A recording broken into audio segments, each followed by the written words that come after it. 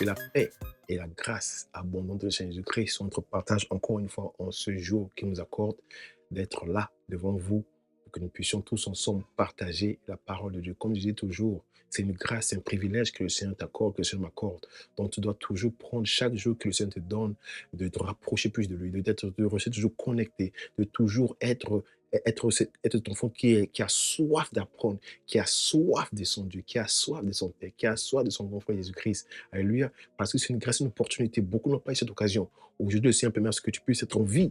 Nombreux, à l'instant même, sont en train de perdre leur vie, sont dans des accidents, sont de quoi que ce soit. Mais toi, c'est permet à ce que tu puisses être en bonne santé. Voilà pourquoi tu dois leur rendre grâce, tu dois toujours le bénir. Tu dois dire, Seigneur, merci. Tu dois accorder cette chance d'être en vie, d'être en bonne santé. Et tu nous donnes ce privilège de toujours approcher, d'écouter, de te parler. Et voilà pourquoi tu dois dire, Seigneur, merci. Merci en ce jour. Car il te bénit, car il te préserve, car il te nourrit. Il fait tout cela afin que tu puisses te reconnaître qu'il est ton Dieu, qu'il t'aime inconditionnellement. Alléluia. Donc tu dois toujours le remercier, tu dois toujours le glorifier pour ce qu'il a envie de faire pour toi, malgré que nous ne méritons pas. Mais il nous donne toujours cette grâce, il nous fait toujours cette grâce de toujours d'être toujours avec lui, dans son amour inconditionnel. Alléluia. Aujourd'hui, nous allons traiter un petit thème que le Seigneur m'a mis à cœur. Comme la dernière fois, nous avons eu à parler de l'histoire de vinaigre. J'espère que vraiment le Seigneur vous a béni abondamment à travers ce message. Aujourd'hui, nous allons parler de la puissance de la pensée. Et c'est un thème vraiment qui continue toujours à travailler envers moi. C'est pas que non, je suis déjà imite. Non, non, non. C'est que je continue toujours à me voir, à ce que le Seigneur puisse vraiment continuer à me transformer aussi par rapport à cette parole qui ne cesse de me révéler. Nous allons parler de la puissance de la pensée. Parce que souvent, c'est nos pensées dictent nos vies. Et souvent, nous avons souvent cette tendance à négliger un peu ce que nous pensons, ce que traverse nos têtes. Alléluia.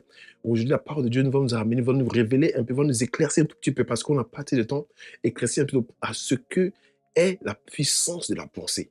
Alléluia. Souvent, nous négligeons cela. Souvent, nous pensons que non, ça va, c'est un petit truc. Non, non, mon frère, ma soeur, c'est très important, surtout étant un enfant de Dieu, parce que c'est là que se trouve souvent où tu seras, où tu peux être transformé, où tu vas rester stagnant dans ta vie. Alléluia. Et quand nous ouvrons la Bible dans le livre de Proverbes, je visite tous les jours, quand tu es en présence ou quand tu es en présence de Dieu, quand tu es en train de méditer, quand tu es en train de parler, tu ne dois pas faire un truc sans la parole de Dieu. Il faut toujours avoir la parole de Dieu à côté de toi pour vérifier cela, parce que c'est très important. Il y a tellement de faux messages, il y a tellement de faux prédications qui se passent ces derniers temps, donc tu dois être en mesure de vérifier cela par rapport à la parole de Dieu et par l'aide du Saint-Esprit, afin que tu puisses comprendre en profondeur, comme on a dit dans 2 Corinthiens, le Saint-Esprit connaît les profondeurs de Dieu. Donc, afin que chaque parole qui sort, qui demande au Seigneur de te faire rentrer dans la profondeur, afin de connaître la vérité dans cette parole. Alléluia. Donc, nous allons lire dans le livre de Proverbes, chapitre 23, à partir du verset 7, qui dit: Car il est comme les pensées de son âme.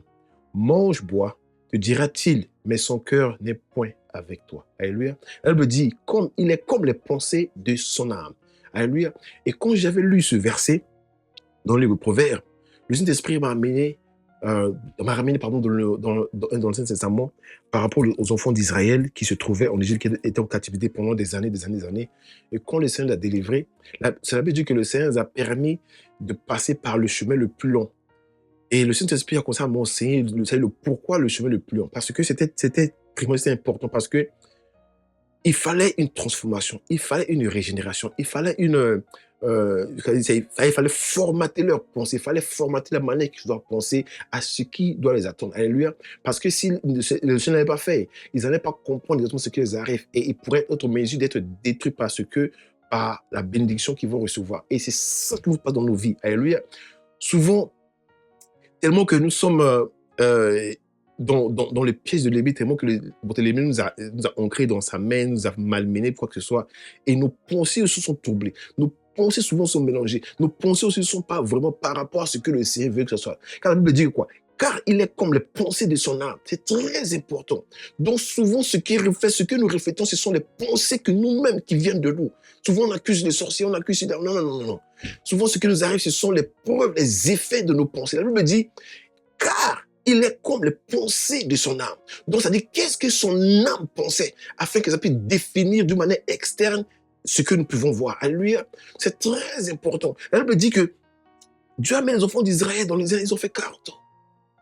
Il fallait que Dieu puisse les reformater. Il fallait que Dieu puisse enlever ces pensées, tout ce qu'ils avaient en Égypte comme pensée, pour mettre les nouvelles pensées, pour les pensées d'espoir, les pensées de bonnes choses. Comme ici, nous pouvons lire dans le livre de Philippe, chapitre 4, verset 8, qui dit: au reste, frère, que tout ce qui est vrai, tout ce qui est honorable, tout ce qui est juste, tout ce qui est pur, tout ce qui est aimable, tout ce qui mérite l'approbation, ce qui est vertueux et digne de l'humour, soit l'objet de vos pensées.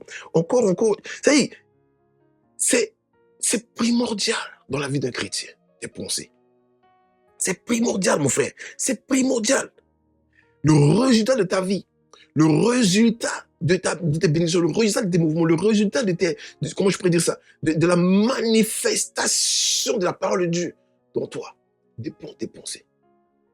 Tu peux bloquer la parole de Dieu ou tu peux laisser la parole de Dieu se manifester dans ta vie. Tout cela provient de tes pensées. À quoi tu penses? Qu'est-ce qui domine tes pensées? Quand tu prends la parole de Dieu, est-ce que tu penses d'une manière où tu penses que la parole de Dieu est impossible, la parole de Dieu est infaillible, la parole de Dieu ne peut pas faire quelque chose? Ou quand tu parles de ça, la parole de Dieu domine tes pensées et a commencé à imposer ça en toi? C'est très important. Les enfants d'Israël, à un moment donné, ils disaient que c'est mieux que nous puissions repartir et mourir là-bas.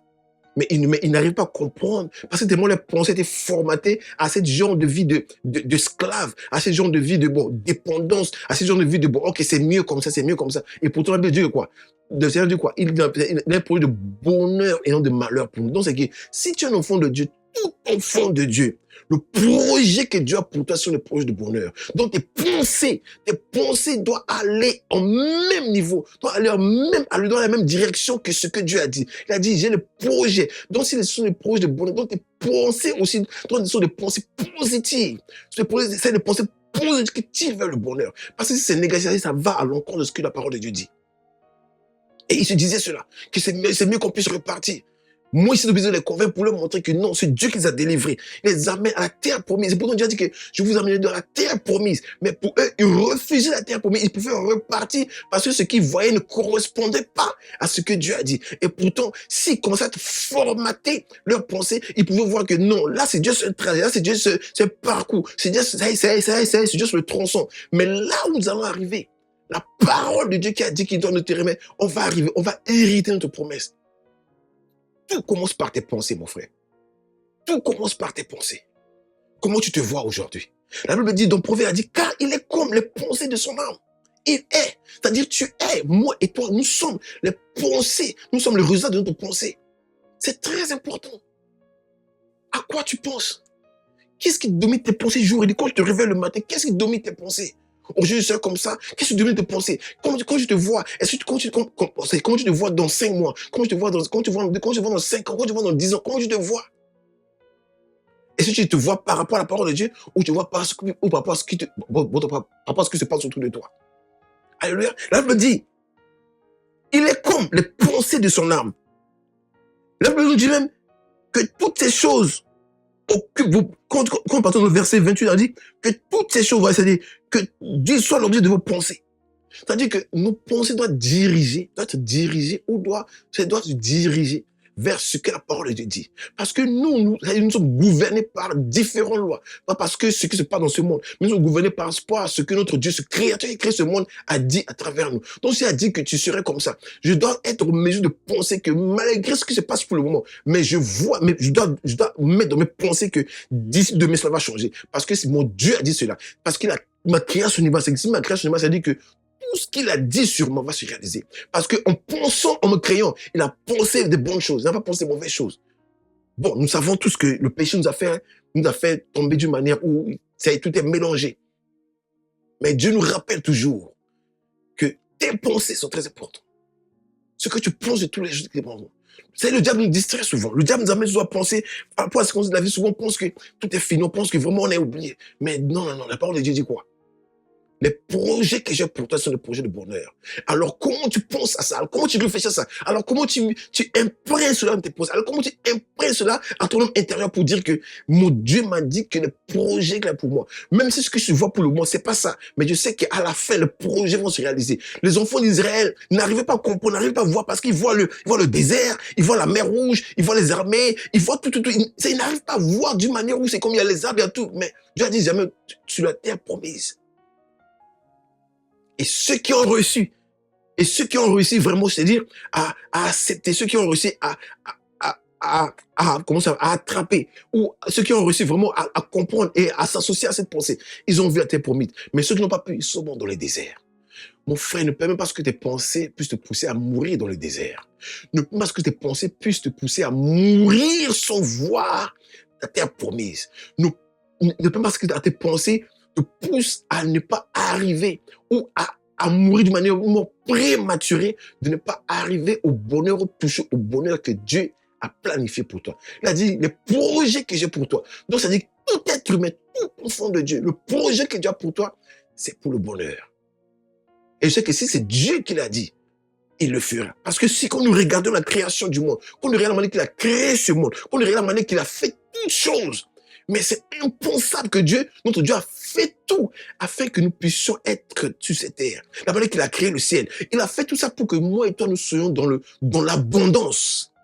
Il n'a pas créé avant, il a créé à la fin. C'est-à-dire qu'il s'est rassuré que tout soit parfait, afin que toi et moi, que dans ces pensées puissent venir habiter cette terre. Donc imagine-toi, tout ce donc quand tu regardes tout le temps aujourd'hui, tu regardes les arbres, tu regardes les animaux, tu regardes les fruits, tu regardes tout ce que toi tu peux vivre aujourd'hui. Imagine-toi, c'est ton Dieu qui a fait ça.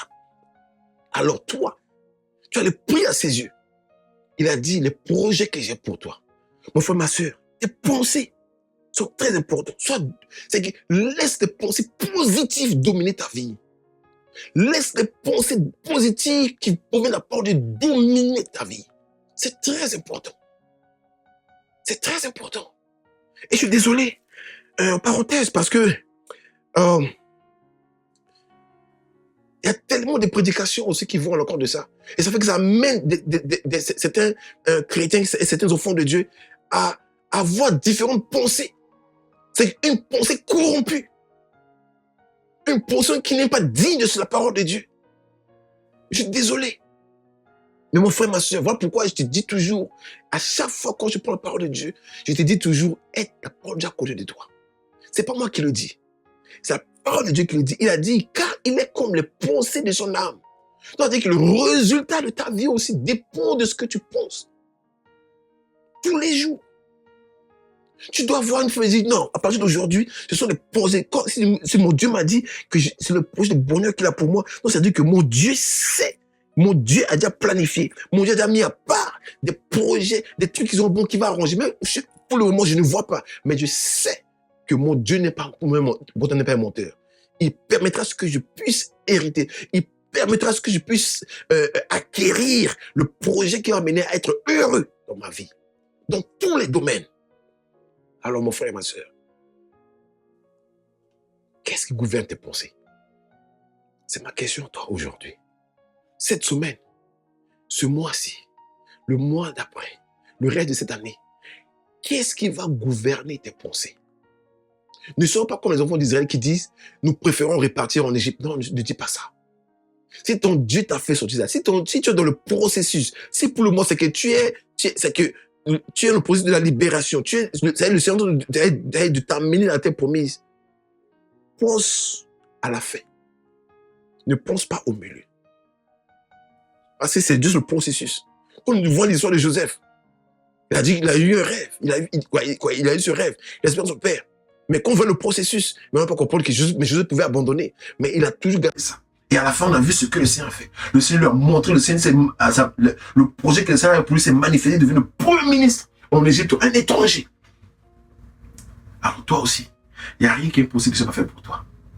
Tes pensées, ce que le Seigneur a révélé pour toi. Il a dit, j'ai le projet de bonheur. Je sais que le Saint-Esprit, comme on a dit dans 2 Corinthiens, il a dit, le Saint-Esprit connaît les profondeurs des pensées. C'est-à-dire que le Saint-Esprit te connaît mieux que tout être. Donc, ce qu'il a pour toi, ce qu'il a dit sur ta vie, ça va se réaliser. Alors, tu dois être en accord avec cet esprit. Tu dois être en accord avec la parole de Dieu. Tu dois te déclarer tous les matins, Seigneur, tu as dit dans ta parole, j'ai le projet de bonheur et de malheur dans ma vie. Alors, je serai le résultat de mes pensées. Comme mes pensées aujourd'hui seront positives, je serai le résultat. Je sais que tu vas te manifester et la positivité sont parole de ma vie et tous les projets que tu as de bonheur là va se manifester afin que ta gloire et ta grâce puissent être tout le monde. C'est toi, mon Dieu, c'est toi, mon roi. Mon frère, ma soeur. Fais très attention à tes pensées. La Bible dit, car il est comme les pensées de son âme. Alors, ne laisse pas la négativité, ne laisse pas le diable te mélanger avec des pensées négatives pour dire que peut-être c'est fini, peut-être c'est comme ça, pour ça. Non, non, non, non. Tant que tu es l'enfant de Dieu, tant que tu vis, c'est que le projet de bonheur que c'est pour toi va se manifester. Mais tout dépend de toi. Comme je l'ai dit, on a vu dans la Bible des enfants d'Israël, ceux qui ont vraiment cru à cette parole, ceux qui ont vraiment marché par rapport à ce que Dieu a dit, ils ont vu la terre promise. D'autres, ils sont restés dans le désert. Ne sois pas ceux qui restent dans le désert en écoutant les projets de bonheur et n'ont pas pu le temps, n'ont pas eu l'occasion d'accepter ou n'ont pas eu l'occasion de voir. Mais sois parmi ceux-là qui disent, Seigneur, à partir d'aujourd'hui, mes pensées seront tes pensées. Quand il a dit dans sa parole, il a dit, vos pensées seront mes pensées. C'est-à-dire que souvent, nos pensées sont tellement négatives qu'on est loin de Dieu. Mais nous devons nous rapprocher, nous devons nous associer à part qui dit, Seigneur, à partir d'aujourd'hui, tes pensées sont mes pensées. Tes voix sont mes voix. Parce que c'est là où tu me diriges, là où tu me guides. Si mes pensées demeurent en toi et que toi tu demeures en moi, j'arriverai à ma terre promise et je serai béni. Et les projets de bénédiction que tu as prévus pour moi, cela va se manifester dans ma vie. Et je serai dans la joie et je serai dans la paix. Parce que c'est toi qui me guides. Notre Dieu n'a point menti. Il n'a point changé. La Bible dit qu'il est le même hier, aujourd'hui, éternellement. Crois en ce Dieu-là. Fais attention à tes pensées. Ne laisse pas l'esprit négatif, ne laisse pas les pensées négatives, dominer tes pensées. À chaque fois que cela revient, faire quoi la parole de Dieu? Dis, je suis le résultat de mes pensées qui sont positives, pas négatives. Tout ce qui est positif, qui vient de la parole de Dieu, qui vient de la parole de Dieu, se manifestera dans ma vie. Et je déclare cela. Il faut déclarer cela chaque moment quand les pensées négatives veulent infiltrer ta tête, veulent infiltrer ta vie, veulent se manifester dans ta vie. Refuse cela. Et déclare la parole de Dieu qui est la vérité, qui est la vie. Soyez pleinement bénis. Je prie à ce que le Seigneur, que le Saint-Esprit se manifeste dans la vie de chacun de nous, afin que tout ce qui est négatif, tout ce qui est pensée négative, tout ce qui est projet négatif, tout ce qui ne correspond pas à la parole de Dieu, soit effacé, soit annulé au nom de Jésus. Et je déclare que les pensées positives, je déclare que les projets positifs, je déclare que tout ce qui est positif, que ça soit la parole de Dieu, soit te partage au nom de Jésus-Christ. Et je sais cela dans le sang de Jésus-Christ qui a dit, tout est accompli. C'est-à-dire tes projets de bonheur sera notre partage au nom de Jésus-Christ. Soyons pleinement bénis. Que le Seigneur nous bénisse tous. Que sa grâce et que son amour continue de nous guider, continue de nous se manifester à travers nous. Et que nous puissions toujours demeurer en lui, qui est notre Seigneur, notre Sauveur. Soyez pleinement bénis. Demeurez dans la paix et la grâce de Jésus-Christ. Que votre semaine soit bénie. Que votre mois soit béni. Que le reste de cette année soit béni dans le Seigneur Jésus-Christ. Votre frère et son bon. Je vous salue. Amen. Soyez bénis. Bye bye.